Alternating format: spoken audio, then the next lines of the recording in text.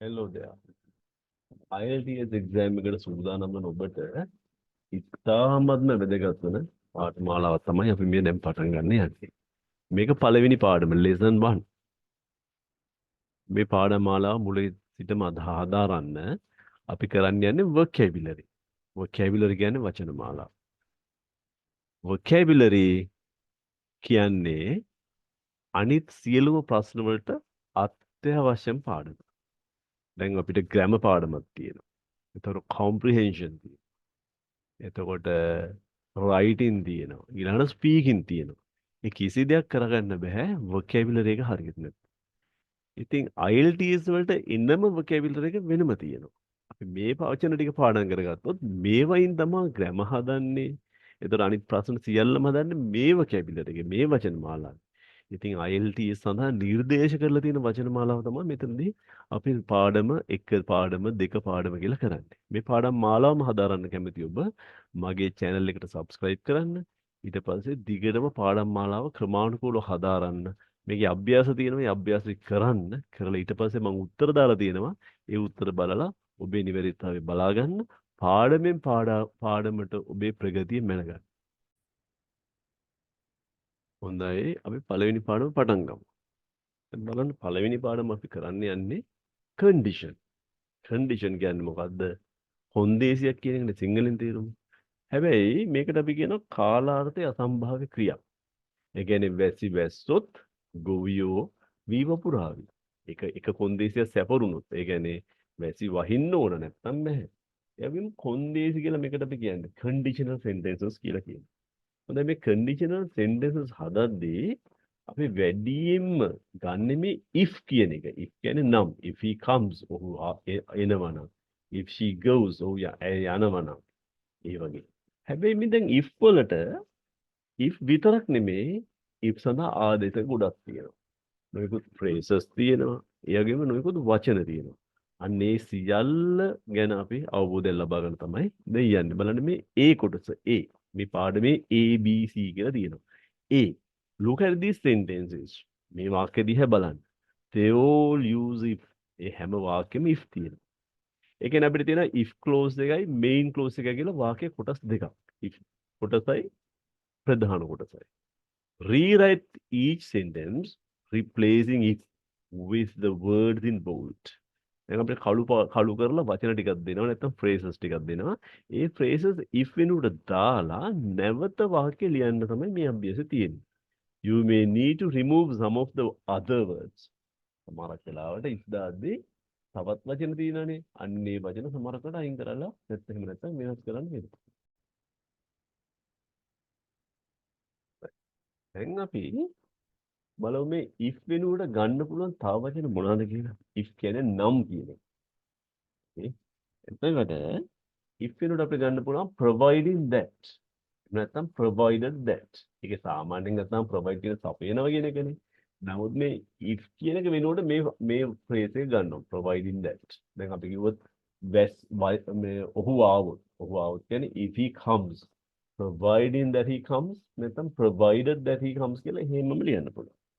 if වෙනුවට ගන්න පුළුවන්. unless කියන එක ගන්න පුළුවන්. හැබැයි unless කියන්නේ if not කියන එක. නැත්නම් if he doesn't come ඔහු වෙන්නේ නැත්නම් unless he comes. ඒ වගේ කියන්න පුළුවන්. ඊළඟ එක as long as කියන්නේ තාක් මෙය සිදුවෙන තාක් right. ඊළඟට අපිට ගන්න පුළුවන් මේවා විස්තරාත්මකව පස්සේ බලමු. on condition that කොන්දේසිය මත no matter how මොනවා වුණත් ඒ වගේ එක. however many කොච්චර කළත් ඊළඟ 7 wherever කොහේ වුණත් අන්න ඒ ටික අරගෙන දැන් අපිට මේක පාවිච්චි කරන්න පුළුවන්. දැන් අපි බලමු ඔන්න පළවෙනි වාක්‍යය අපිට තියෙනවා. You can borrow my dictionary if you return it before you go home. ඔබ ගෙදර යන්න පෙර මගේ ඩික්ෂනරි ආපහු දෙනවා නම් ඔබට පුළුවන් මගේ ඩික්ෂනරි පාවිච්චි කරන්න. බලන්න එතකොට දැන් අපි if කියලා මෙතන තියෙනනේ. if වෙනුවට අපි දානවා providing that නැත්නම් provided that කියන එක. දාලා බලන්න වාක්‍ය හදන්න. දැන් මේ ප්‍රශ්න ටික මම දෙනවා ඊට පස්සේ ඔයගොල්ලෝ උත්තර හොයන්න ඕන. උත්තර ටික හදන්න.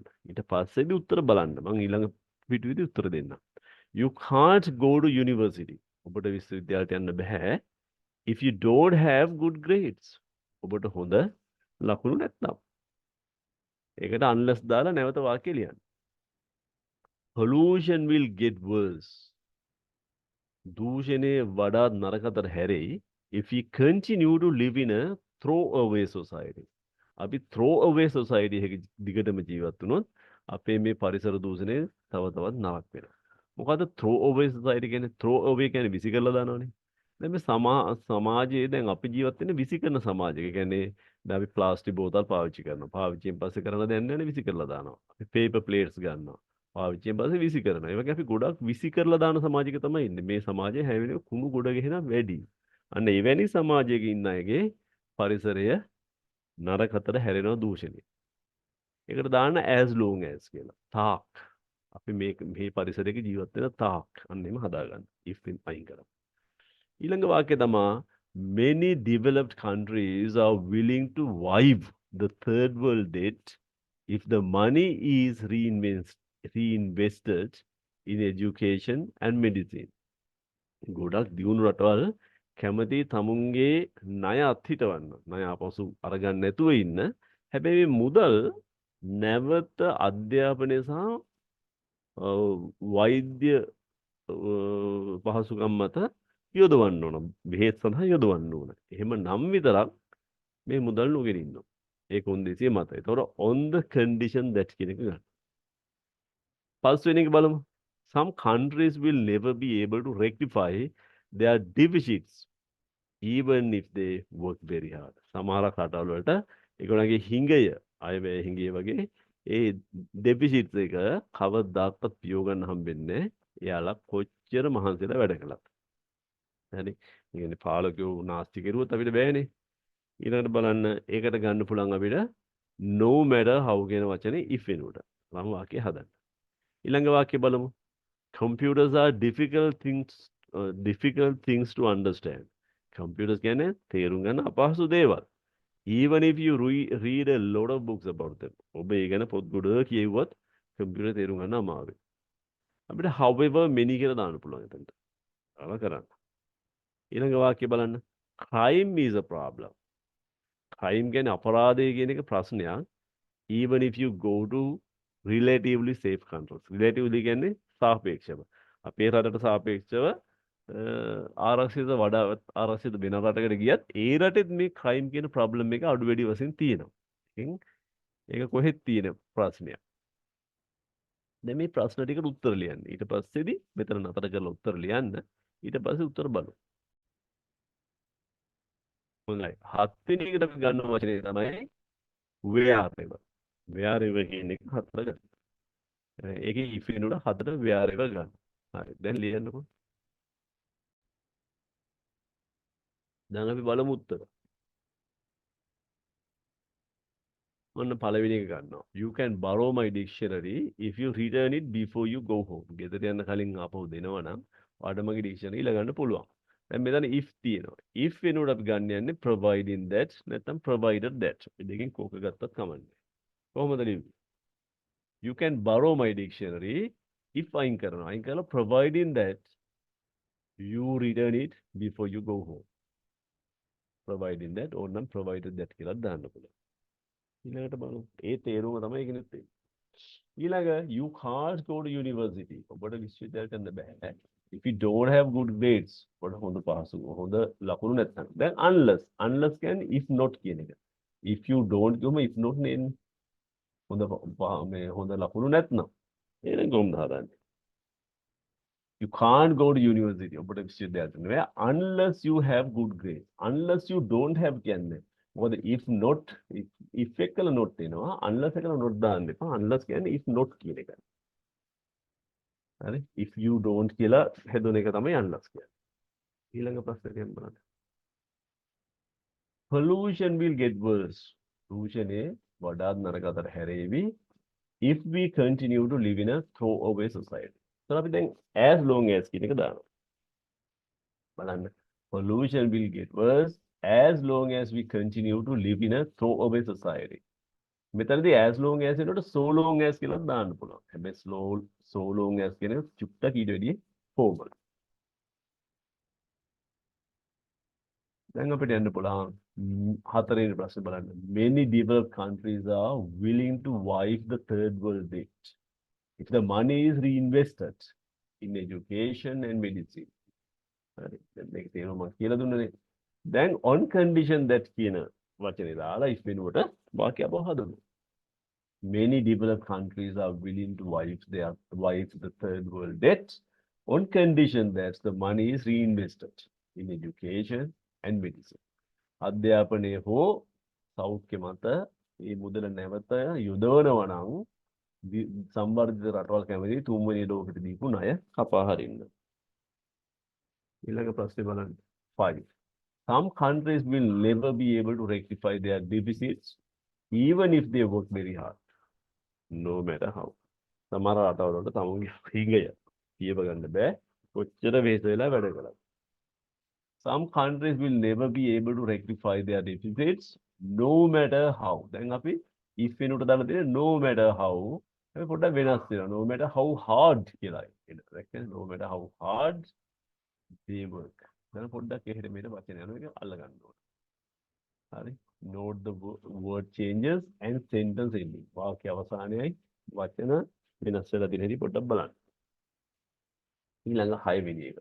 Computers are difficult things. Computer අමාරුයි තේරුම් ගන්න to understand even if you read a lot of books about them. ඒ ගැන පොත් ගොඩ කියුවා. දැන් however many දාපුව කොහොමද හැදෙන්නේ? Computers are difficult things to understand. However many books you read about them. But however many books කියලා එතන ඒක පොඩ්ඩක් වෙනස් වුණා. හරි? However is used the same way as no matter. No matter පාවිච්චි කරන විදියටම තමයි however පාවිච්චි කරන්නේ. ඒක පොඩ්ඩක් මතක තියාගන්න. මේ ඔක්කොම එන්නේ if වෙනුවට. දැන් අපි if විතරනේ දාන්නේ. දැන් if දාලා අපිට වාක්‍ය දෙකක් තුනක් එකටම ලියන්න යන්න උනොත් if දාන්න එපා. if පයින් කරලා මේ අපි ඉගෙන ගත්ත ඒවා ඒ වෙනුවට දාන්න. දාලා අලුතෙන් ලස්සනට වාක්‍ය හදන්න. අත බලමු. Crime is a problem even if you go to relatively safe country. සාපේක්ෂව ආරක්ෂිත රටකට ගියත් crime කියන එක ප්‍රශ්නයක්. wherever දාන්න බලන්න.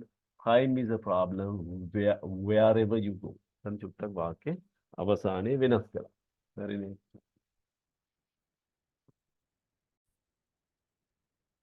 එතකේ වැදගත්ම දෙයක් තියෙන මේක ඔක්කොම අපි ඉගෙන ගත්ත ඒවායින් on condition that කියන phrase එක. ඒක තමයි the most formal expression. ඒක තමයි ගොඩාක්ම formal විධිමත් ප්‍රකාශය. ඒකින්ද and is generally stronger than the other words and other expressions. අනිත් වචන ඔක්කොටම එක strong එකක්. ඒකින්ද ගොඩක් වෙලාවට නීති legal documents වල එහෙම මේ on condition that කියන ගොඩාක් බහුලව පාවිච්චි කරනවනම් බලන්න පුළුවන්. දැන් මේ වෙලාවේ අපිට however වගේ වචන ටිකක් අහු වුණානේ. ඒකින්ද අපි මේ අවස්ථාවේ ඒ ටිකත් ඉගෙන ගමු. අපිට what කියන එක when කියන එක wh වචන ටිකක් මේ තියෙනවා. who කියන එක සහ how වලට w වෙන්නේ අනිත් ඒවා wh එනවා. ඒත් මේ වචන ටික ගැන ඔයාලට මොනවද හිතෙන්නේ? මේවා ඉස්සරහින් ever යෙදුවොත් අපිට හවුනේ however වගේ. ඒත් අපිට whatever කියලා කියන්න පුළුවන්. ඒ වගේම whenever කියන්න පුළුවන්. wherever කියන්නත් පුළුවන්. wherever කියද්දි ඊ අකුරක් වැඩියෙන් තියෙන හින්දා මෙතනදී ඊ අකුර දාන්න එපා. ඊළඟට whoever කියලා කියන්නත් පුළුවන්. අර however කියලා කියන්නත් පුළුවන්.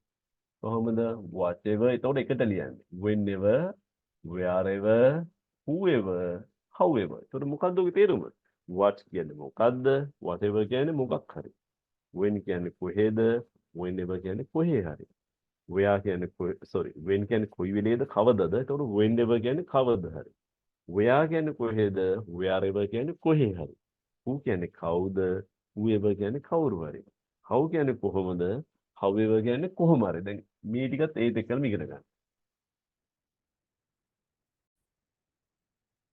හොඳයි. දැන් අපි ඉදිරියට යනවා. ඉදිරියට යනකොට අපිට කරන්න තියෙන්නේ දැන් B කොටස. Now rewrite each sentence beginning with the words in bold. අපි දැක්ක මේ වාක්‍යයේ කොටස් දෙකක් තියෙනවා. if clause එක තිබුණා, ආයෙත් උනා main clause එක. මේ හැම වාක්‍යයකම main clause එක මුලට ඇවිල්ලා තිබුණේ if එක්කලා එන clause එක දෙවෙනියට ඇවිල්ලා තියෙනවා. දැන් මේ අභ්‍යාසය කියන්නේ if clause එක මුලට ගන්න කියලා.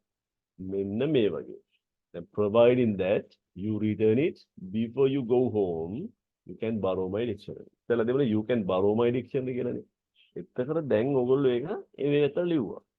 ඒක අපි තිබුණේ මෙන්න මේ විදිහට. You can borrow my dictionary providing that you return it before you go home. So දැන් මේ වාක්‍ය බලන්න providing that කියන කොටසින් පටන් ගන්නේ if clause එක නැත්නම් conditional clause එක. මේක තමයි කොන්දේසිය තියෙන්නේ.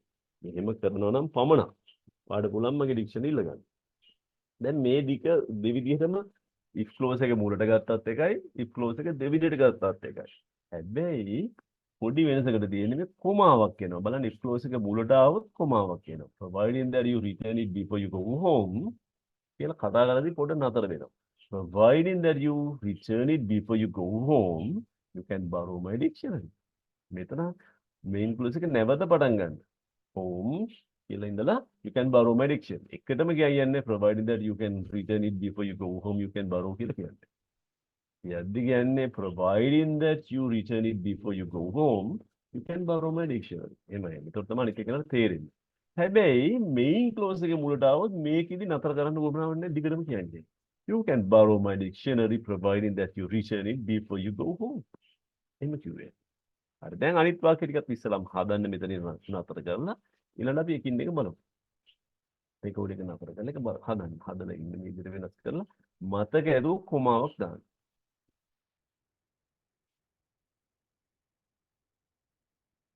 දැන් බලමු පළවෙනි මේ වාක්‍යය.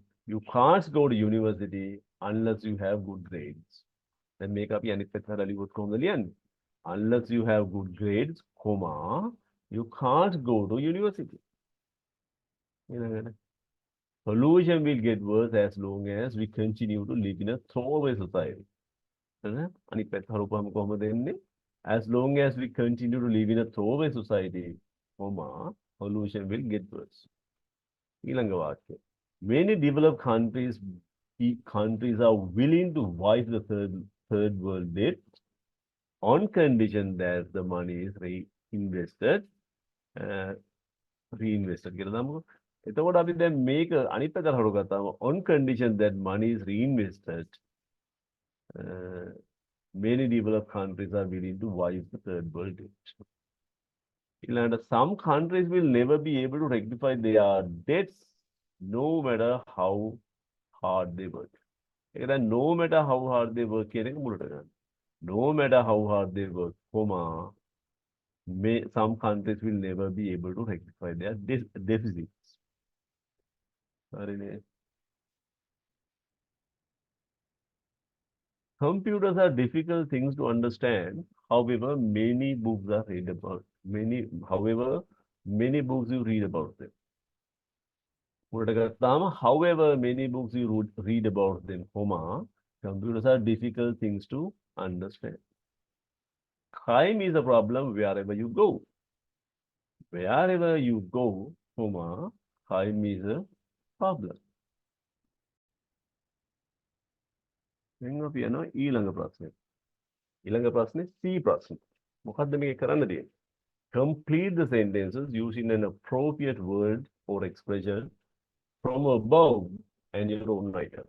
දැන් ඉහත ඕගොල්ලෝ ඉගෙන ගත්ත අර වාක්‍ය රටා ටික නැත්නම් අර පද ටික වචන ටික phrases ටික on condition that වගේ ඉගෙන ගත්ත ඒවා තියෙන. අන්න ඒව ටික අරගෙන ඒව සහ හමුන්ගේ අදහස එකතු කරලා මේ පහතින් දෙන වාක්‍ය ටික පුරවන්න ඕන. හිස්තෙන් පුරවන්න. මේ වාක්‍යවල මම main clause එක දීලා තියෙනවා. මෙතෙන් if clause එක නෑ. ඒ කියන්නේ conditional clause එක අර වචනයක් දාලා හදා ගන්න ඕන. ඒ කියන්නේ අපි ඉගෙන ගත්ත වචන වලින් if පිටුර ගන්න වචන හරි if ගතත් කමන්නේ unless ගන්න. එහෙම අරගෙන providing that provided that ඌ අරගෙන මේ conditional clause එක මේකට ගැලපෙන්න හදන්න. British universities will accept students from abroad. බ්‍රිතාන්‍ය විශ්වවිද්‍යාලය පිට රටවල ශිෂ්‍යයන්ව බාර ගන්නවා. එතකොට මොන කොන්දේසිය සැපරුවොත්ද ගන්නෙ? සපුරා තිබුණොත්ද ගන්න. ඒක ලියන්න ඕන. කොන්දේසි ලියන්න. Working for a large company can be fulfilling experience. ලොකු කම්පැනි එකක වැඩ කරනවා නම් අත්දැකීම් ඇති කරන්න ලබා ගන්න පුළුවන් වෙනවා. මොනවා වුණොත්ද? කොන්දේසිය මොකක්ද? Most banks are happy to lend customers money. ගොඩක් බැංකු සතුටේ මිනිස්සුන්ට ගනුදෙනු කරන්න මුදල් ණයට දෙන්න මොන කොන්දේසිය මතද? ඒක ලියන්න ඕන conditional sentence එක ලියන්න. The government will reduce income tax. රජය ආදායම් බදු අඩු කරાવી මොන කොන්දේසිය මතද? The environmental situation will continue to worsen. පාරිසරික තත්ත්වයන් දිගටම නරක අතට හැරෙමින් තිබේවි මොන කොන්දේසිය මතද? There will always be long waiting lists at our hospital. අපේ ස්පිතාලවල නිතරම දිග ලයිස්තු දිග බලාපොරොත්තු පොරොත්තු ලේඛනයක් තිබේවි වුණා වුණොත්. Traveling helps you understand more about the world around you. සංචාරය කිරීම ඔබ වටා ලෝකයේ හොඳින් වඩාත් හොඳින් තේරුම් ගන්න ඔබට උදව් වේවි මොන කොන්දේසිය මතද. දැන් ඉතින් මෙතනින් නතර කරලා ඔයගොල්ලෝ මේ වාක්‍යය හදන්න. තමුන් අර ඉස්සර ඉහත වාක්‍ය වලින් ලැබු වචන ටික ඉගෙනගත්තු වචන ටික සහ අතිනුත් අදහස් ටිකක් දාලා මේ කොන්දේසිය නිකන් තර්කානුකූල විදිහට ටිකක් ගැළපෙන විදිහට ලියන්න. ඊට පස්සේ අපි උත්තර බලමු. හරි. දැන් බලමු අපි උත්තර. British universities will accept students from abroad කොන්දේසියක් දාන්න. If they meet the admission requirements. බඳවා ගැනීමේ අවශ්‍යතා සපුරා තිබෙනවා නම් ඒගොල්ලම ඇතුල් කරගනි. දෙක, working for a large company can be a fulfilling experience. මොන වුණොත්ද? Provided you find a role that aligns with your passions and values. ඔබේ වටිනාකම් ආශාවන් සමග එකට යන දෙයක් ඔබට කරන්න තිබුණොත්, ඒ වගේ ඔබ කැමති විදිහට කියාවක් කරන්න තිබුණොත් ලොකු කම්පැනි එකක වැඩ කරන එකෙන් හොඳ අත්දැකීමක් ගන්න පුළුවන්. හැබැයි එහෙම නැත්නම් අපිට එපා වෙන දේවල් දුන්නොත් අත්දැකීම් ලැබෙන්නේ නැහැ. Most banks are happy to lend customers money. ගොඩක් බැංකු කැමති customers-ලාට මුදල් දෙන්න provided they meet the necessary financial requirements. අත්‍යවශ්‍ය ඒගොල්ලන්ට අවශ්‍ය මූල්‍ය අවශ්‍යතා සපුරා තිබෙනවා නම් the government will reduce income tax. රජයේ ආදායම බදු අඩු කරයි if there's a goal to attract investments. ආයෝජන අද්දවා ගැනීමට ඒගොල්ලන්ට අරමුණක් තිබෙනවා නම් the environmental situation will continue to worsen. පාරිසරික තත්ත්වයන් දිගටම නරක අතර හැරෙයි unless we collectively prioritize reduce waste. අපි නාස්ති අවම කිරීමට එකතු වෙලා සමූහයක් වශයෙන් මූලික ස්ථානය දුන්නේ නැත්නම් මේක වෙයි. There will always be long waiting lists at our hospitals unless there are significant improvements in healthcare infrastructure. Infrastructure කියන්නේ යටිතල පහසුකම්. සෞඛ්‍ය යටිතල පහසුකම් දියුණුවක් පැහැදිලි දියුණුවක් නොතිබුණොත් දිස්ප්‍රිතාලවල දිග පෝලින් තියෙයි. Traveling helps you understand more about the world around you. තමා වටා ලෝකේ වැඩ වඩාත් තේරුම් ගැනීමට සංචාරය ඔබට උදව් වෙයි. හැබැයි if you remain open minded and curious. ඔබ විවෘත මනසකින් සහ කුතුහලයෙන් යුතුව සිටියොත්. ඔබේ අලසම නැතුව මේක දැනගන්න ඕන කිය ඒ වගේ දැනගැනීමේ ආසාවෙන් හිටියොත් දැනගන්න පුළුවන්. හරි. මම දැන් හිතනවා ඔයගොල්ලන්ට සෑහෙන අවබෝධයක් මේ කන්ඩිෂන් එක ගැන. එහෙම නැත්නම් කාලාර්ථය අසම්භාව්‍ය ක්‍රියා එච්චර ලොකුට අපි කියන්න ඕනේ නැහැ. කන්ඩිෂනල් සෙන්ටෙන්සස් කියමුකෝ. මේ වගේ if වෙන එක මොනවා හරි වුණොත් මෙහෙම වෙනවා කියන එක කියන්නේ ඉංග්‍රීසි වල නොයෙකුත් වචන තියෙනවා. ඒ වචන ඔයගොල්ලෝ තේරුම් ගන්න ඇති. ඒව මේ IELTS එකට එනම දේවල්. ඒ හින්දා අනිවාර්යයෙන් මේ වෙනවා. ඒව ගැන හොඳ සූදානමක් ඇති කරගන්න. දැන් අවසාන ප්‍රශ්නෙට අපි එනවා D කොටසට. මේකෙත් ඉගෙන ගන්න දෙයක් තියෙනවා. මේකේ තියෙන චුට්ට වෙනස් එකක්. බලන්න. Some nouns can be used to express condition. කොන්දේසියක් ඉදිරිපත් කරන්න පුළුවන් නාම පද වලට. සමහරක් නාම පදයක් දාපුවම අර if clause මුකුත් තුනේ නාම පදෙන් හැම එකම අඩංගු වෙනවා. Complete these sentences. මේ වාක්‍ය 1 සිට 3 දක්වා වචන අරන් A B C O A B නැත්නම් C වලින් වචන අරන් පුරවන්න. බලමු පළවෙනි එක. මේක ඉස්සෙල්ලාම පුරවලා ඉන්න ඊට පස්සේ උත්තරේ බලන්න. මෙතනින් දැන් පුරවන්න නම් පුරවන්න. නතර කරලා පුරවන්න. Being able to drive is one of the blank of the job of a salesman.